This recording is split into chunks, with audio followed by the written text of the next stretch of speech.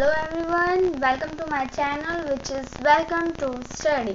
मेरा नाम है लक्ष्मी और हम कंप्लीट कर रहे थे अपना 7th चैप्टर जो है डेप्रिसिएशन, प्रोविज़न एंड रिजर्व। तो हमने 4 मेथड कंप्लीट कर ली थी। आज हम 4 और मेथड करेंगे जो है 5th मेथड। हमने 4th मेथड कंप्लीट मेथड कर लिया था, तो 5th वाला क्या है, इंश्योरेंस पॉलिसी मेथड। ठीक है, तो अब हम इसका डिटेलिंग करेंगे। डिटेल जानते हैं इसका मतलब क्या होता है। IPM का मतलब मैंने शॉर्ट फॉर्म में लिख दिया है इंश्योरेंस पॉलिसी मेथड को।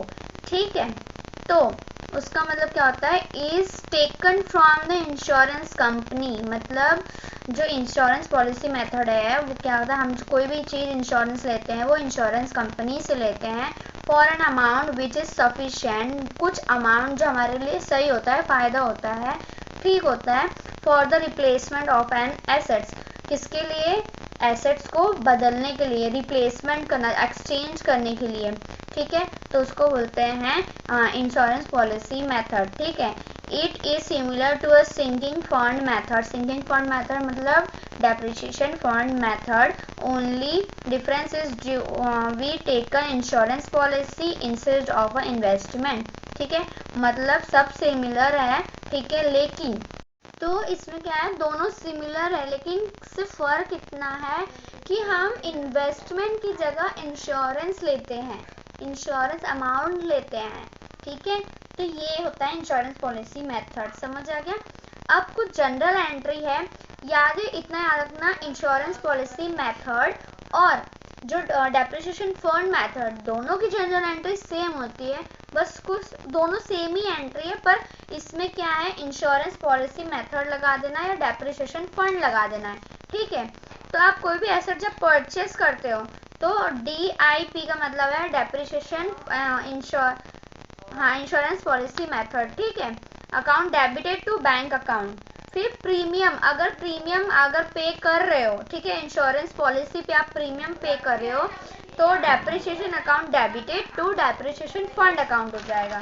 ठीक है, अगर इंक्रीज हो रहा है पॉलिसी में, जो पॉलिसी जो आपने अमाउंट खरीदी है इंश्योरेंस कंपनी से, उसकी बैलेंस में आप इंक्रीजिंग कर रहे हो तो depreciation insurance policy account debited to bank account हो जाएगा। ठीक है, अब 6th क्या है हमारा, रीवैल्यूएशन मेथड। रीवैल्यूएशन का मतलब होता है कि आपको कोई भी एसेट्स की फिक्स वैल्यू नहीं पता है, कभी चेंज हो रही है, कभी इंक्रीज हो रही है, कभी डिक्रीज हो रही है, तो वो आपको नहीं पता, तो उसको बोलते हैं हम लोग रीवैल्यूएशन मेथड। ठीक है, तो हम लोग एक बार उसका मीनिंग देख लेते हैं। ठीक है, under this method we don't know the accurate amount और बैलेंस ऑफ द एसेट्स। मतलब कि इस मेथड में हम लोग नहीं जानते कि एक्यूरेट, असली, रियल अमाउंट क्या है एसेट्स की, बैलेंस क्या है एसेट्स की, बिकॉज रिवैल्यूएशन का means the change in the assets amount. मतलब रिवैल्यूएशन का मतलब होता है कि चेंज होना एसेट्स के अमाउंट में। ठीक है, such as if the amount of assets can be started decreasing is called depreciation। अगर कोई भी अमाउंट, मतलब एसेट्स की अमाउंट अगर डिक्रीज होना चालू हो रही है तो उसको डेप्रिसिएशन बोलते हैं। And if the amount of asset does not change then it can be ignored. या इंक्रीज हो रहा है, अगर एसेट्स के अमाउंट में कोई चेंज नहीं हो रहा है या एसेट्स इंक्रीज हो रही है तो उसको इग्नोर करो, उसको कुछ भी मत करो। ठीक है, तो कुछ एग्जाम्पल मैंने किए हैं वो देख लेना आप। ठीक है, अब 7th क्या है, डिप्लेशन मेथड। ठीक है, डिप्लेशन मेथड क्या होता है, रिडक्शन इन समथिंग और the act of the reducing it.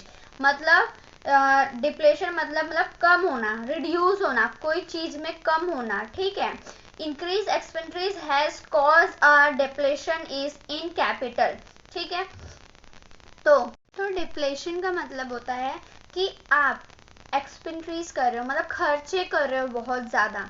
ठीक है, बहुत ज़्यादा सामान खरीद रहे हो तो आप वहाँ पे कॉज होता है, उधर पता चलता है डिप्लेशन होता है उस टाइम पे। मतलब जैसे आप कुछ भी बहुत सारे सामान खरीद रहे हो, ठीक है, आप बोलते हो ना कि कुछ इतना सारा हमने सामान खरीदा लेकिन आप कुछ तो कम करो पैसे सबके। ठीक है, तो इस वहाँ पे डिप्लेशन मेथड यूज़ करते हैं सब। ठीक है। तो उसके दो टाइप होते हैं, cost depletion and percentage depletion. अभी आप बस कॉस्ट डिप्लेशन पढ़ो, ठीक है।